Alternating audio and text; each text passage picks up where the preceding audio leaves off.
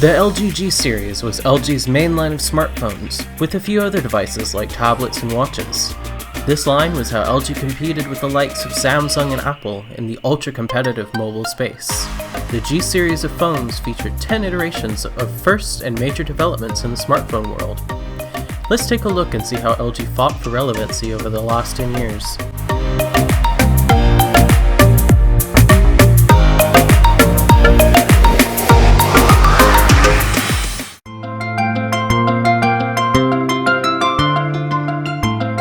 Ten years ago, on September 19th, 2012, we started to live without boundaries with the LG Optimus G.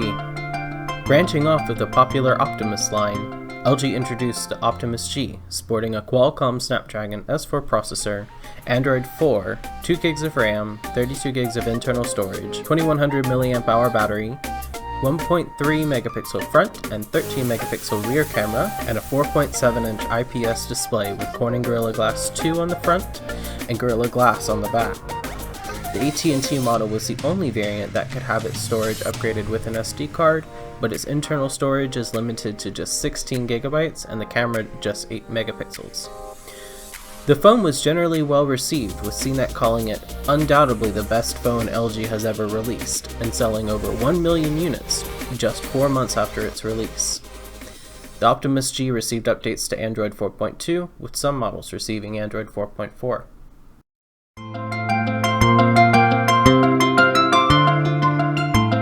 LG announced in July 2013 that future flagships would no longer have the name Optimus. August of 2013 marks when LG announces the LG G2. The G2 is powered by the Qualcomm Snapdragon 800, 2 GB of RAM, Android 4.2, 32 GB of storage, 3000 mAh battery, 2.1 megapixel front and 13 megapixel rear camera, and a 5.2-inch 1080p IPS display. South Korean models had a lower capacity removable battery and expandable storage. What is notable about the LG G2 is its power and volume buttons, which were moved to the back of the phone, and the power button contains a white LED ring around it for notifications. The LG G2 also introduced Knock On, where you double tap the screen to turn it on and off. The G2 features 24-bit audio, and LG partnered with the Vienna Boys Choir to create ringtones to showcase its high-fidelity audio capabilities. The LG G2 was well received, with many reviews praising the screen, notably the super thin bezels. LG sold over 3 million units and provided updates until Android 5.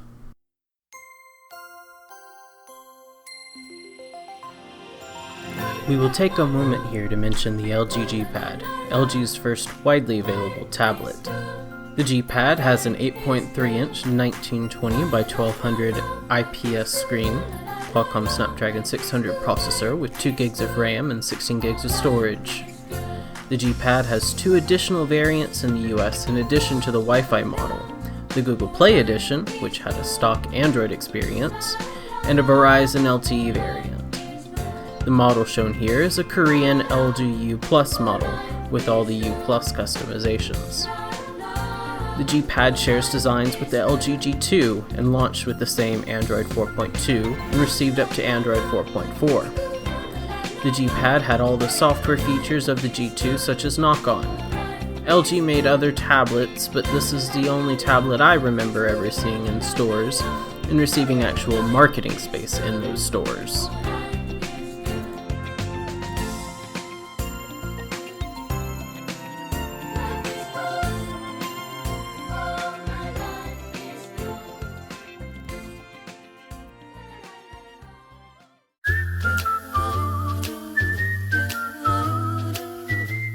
What if we take the G2, make it a little taller and a bit curved, like 30 degrees? The LG G Flex is just that, an LG G2 mostly inside, but with a new design. Key differences here are the larger curved 6-inch 720p OLED screen, slightly larger 3500 mAh battery, and the self-healing back, which could take minor surface scratches and make them disappear.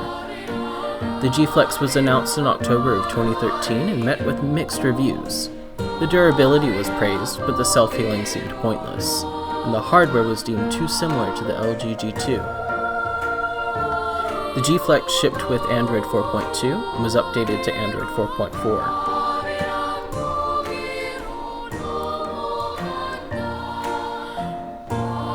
The screen of the G Flex was the most impressive thing about the phone, highlighting bleeding-edge curved screens and flexible OLED displays.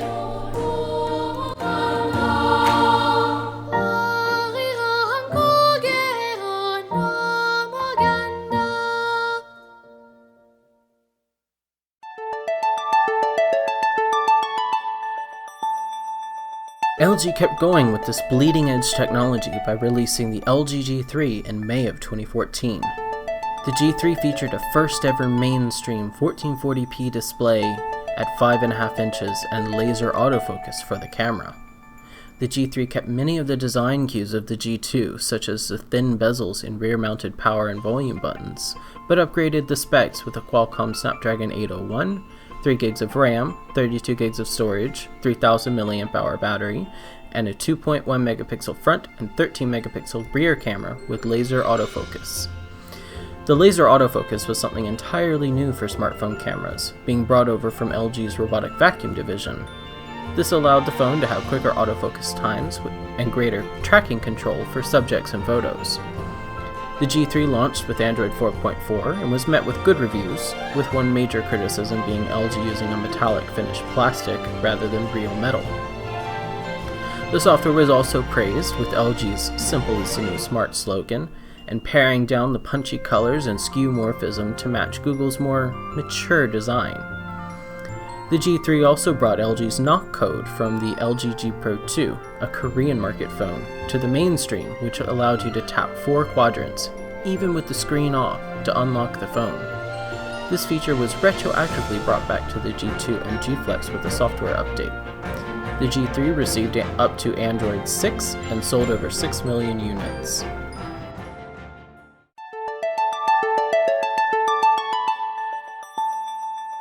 In January 2015, LG redefined the curve, literally. The G Flex 2 was announced as a successor to the original G Flex. The G Flex 2 was meant to address the criticisms of the G Flex. The curve was a bit less, at just 23 degrees. The OLED screen is a bit smaller at 5.5 inches with an upgraded 1080p resolution. And the front glass was more durable. The self-healing back took seconds instead of minutes to heal itself. The rest of the specs include a Qualcomm Snapdragon 810 with 3 gigs of RAM, 32 gigs of storage, 2.1 megapixel front, 13 megapixel rear camera with laser autofocus, and a 3000 mAh battery. The G Flex 2 launched with Android 5 with upgrades to Android 6, with all the LG software features and a new glance view that allowed you to pull down from the top of the screen when it was off to glance at your notifications. The G Flex 2 was also more durable, at least physically, allowing the device to withstand minor bends from being stepped or sat on.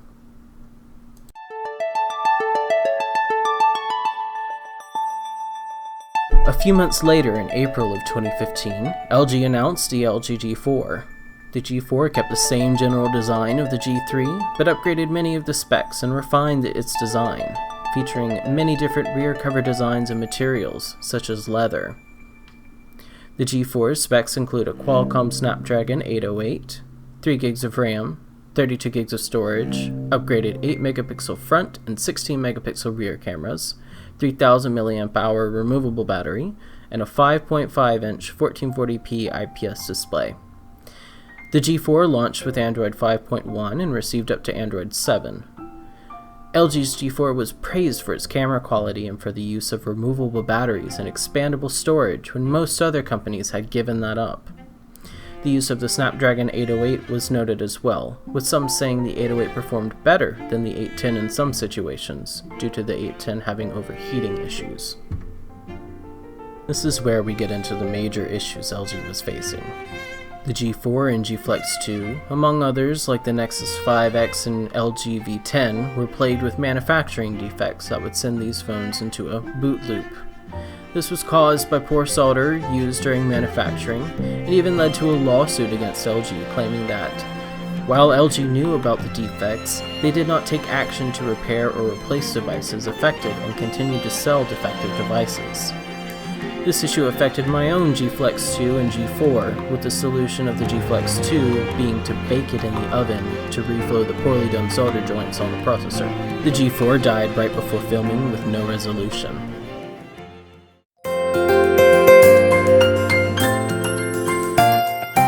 Despite these issues, LG unveiled the LG G5 at Mobile World Congress in 2016. The design was completely new with an all-metal construction. The rear volume buttons were moved to a more normal left side placement, while the power button remained on the back. This time it included a fingerprint reader. The G5 features a Qualcomm Snapdragon 820 with 4 GB of RAM, a 5.3-inch 1440p IPS display, 32 GB of expandable storage, a 2800 mAh battery, an 8 megapixel front and 2 rear cameras, a 16 megapixel main sensor, and 8 megapixel wide-angle sensor. This was one of the first phones to feature a wide-angle camera, something we all use and expect today. The G5 launched with Android 6 and received updates to Android 8. The G5 also introduced USB-C to the G series. LG said that life's good when you play more, which alludes to the G5's friends that were announced with it. The G5 featured modules and accessories that could be connected to it, like this very useful camera module that included an additional battery. Other friends include the Bang & Olufsen DAC, 360-degree camera, VR headset, and the LG Rolleibot, which was never released. The G5 was truly unique in all it had to offer, and was well received, with the only major criticism being that the friends were not hot swappable, and the phone had to be shut down in order to change them.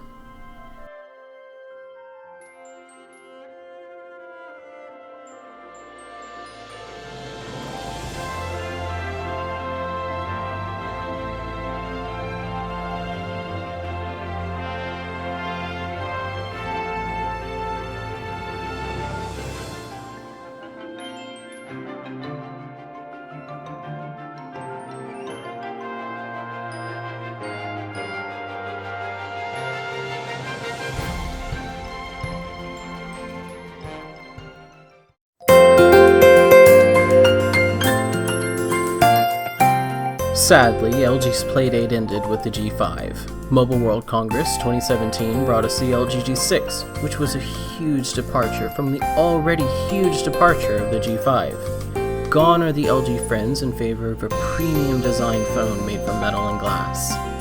The G6 launched with the Qualcomm Snapdragon 821, 4 GB of RAM, 32 GB of storage, 3300 mAh battery, a hollow chamber boombox for even better sound when placed on certain surfaces, 13 megapixel standard, 13 megapixel wide-angle rear cameras, 5 megapixel front camera, wireless charging, water resistance, rear-mounted fingerprint reader, and the first mainstream phone with an 18:9 display and a 1440p HDR10 screen, marketed as the big screen that fits in your hand, beating Samsung by about 1 month to this. The G6 launched with Android 7 and received up to Android 9.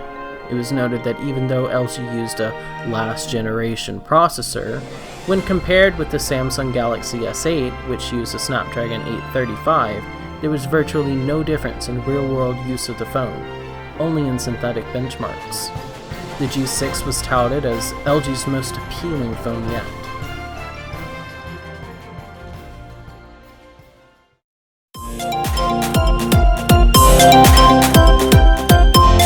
LG continued its efforts to refine and improve. May of 2018 brought us the LG G7 Thin Q, which improves upon the design of the G6 while returning to a more normal button layout for a phone and adding the Google Assistant key. The G7 launched with Android 8 and received up to Android 10. The G7 had a Qualcomm Snapdragon 845, 4 GB of RAM, 64 GB of storage, 3000 mAh battery, a quad deck for high-fidelity audio playback, the same boombox speaker design from the G6, and an upgraded 6.1-inch 19:9 1440p HDR10 IPS display capable of 1000 nits of brightness and a notch design. The ThinQ AI software for the cameras could detect 18 scenes and adjust the camera for optimal picture-taking quality. The screen was praised for its ability to block out the notch, which LG called the second screen, by turning the border black.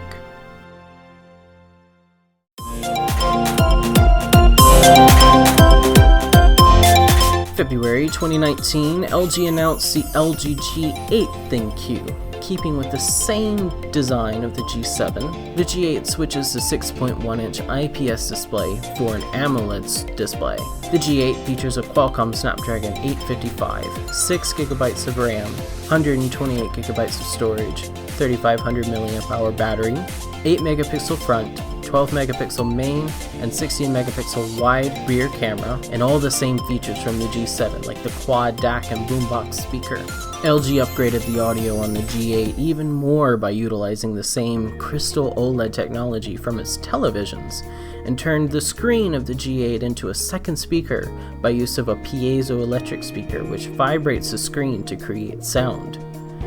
LG kept the notch on the G8, and in place of the earpiece, a time-of-flight camera, which LG called Z camera, was placed there for air motion gestures and Hand ID, along with extremely accurate face unlock.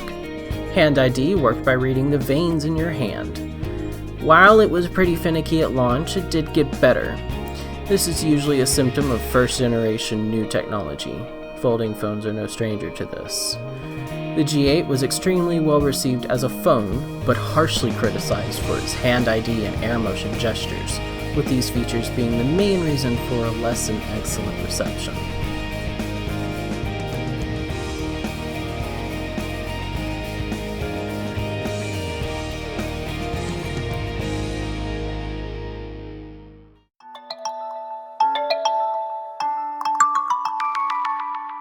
September that same year, LG released a minor update to the G8 called the LG G8X ThinQ, which was mostly the same as the G8. The battery was upgraded to a 4000 mAh unit, the OLED display size was increased to 6.4 inches, but downgraded the resolution to 1080p, and the front camera was switched out for a 32MP shooter.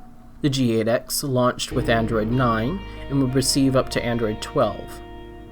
Gone is the overly criticized Z camera and crystal OLED in favor of a more traditional earpiece and small cutout in the screen for a camera. The G8X did introduce a dual screen case, which added a second identical screen for using two apps at once, just like the Microsoft Surface Duo. The case allowed for notifications in time to be shown on the front.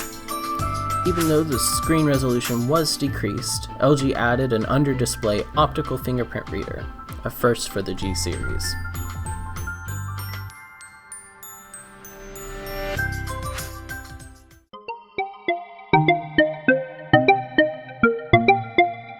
However, in April of 2020, LG announced it would discontinue the G series and start branding its future mainstream phones with distinct names. LG delivered on its promise, and in May of 2020 it announced the LG Velvet. Improving on the G8X design, the Velvet sports an edge-curved 6.8-inch 1080p OLED screen, optical under-display fingerprint reader, 16MP front, 48MP main, 8MP wide, and 5MP depth rear cameras, 4300 mAh battery, and 6 or 8 gigs of RAM. There are three main versions of the Velvet: the Qualcomm Snapdragon 845 4G version, Snapdragon 765G 5G version, and the MediaTek Dimensity 1000C 5G. The MediaTek version was exclusive to T-Mobile in the US and had a lesser 4000 mAh battery. The Velvet was well received, noting that camera quality was acceptable for the price. The Velvet was praised for its appearance, being the most unique and most well-designed phone LG has ever produced, the raindrop camera array on the rear being most notable. The Velvet was also noteworthy for taking itself out of the ultra-premium tier and pushing more into the upper mid-range with its specs and price tag of just $600. The Velvet also supported the dual screen case and added support for Wacom AES pins. The Velvet launched with Android 10 and has been promised to receive Android 13. There was no successor to the Velvet that was ever officially released, though a cancelled Velvet 2 Pro was sold to some Korean LG employees at a steep discount. The Velvet 2 Pro was notable for its lack of physical buttons and a wealth of other upgrades. The Velvet 2 Pro was never released because in April of 2021, LG announced it would be stepping out of the smartphone business. There is now one less player in the smartphone field. This player kept everything moving in a forward direction. Since the start, LG has introduced features that we take for granted in modern phones. Capacitive touchscreens, multi-core processors, multiple rear cameras, double tap or touch to wake, taller aspect screens, among other features were all introduced on LG phones. While LG may not be making any new phones, its legacy will live on in all mobile devices now and yet to come. With the release of Android 13, we see the final version of Android that will ever be officially released to an LG device. We take this time to look back and appreciate all that LG has brought to the mobile space. Life's good, everyone.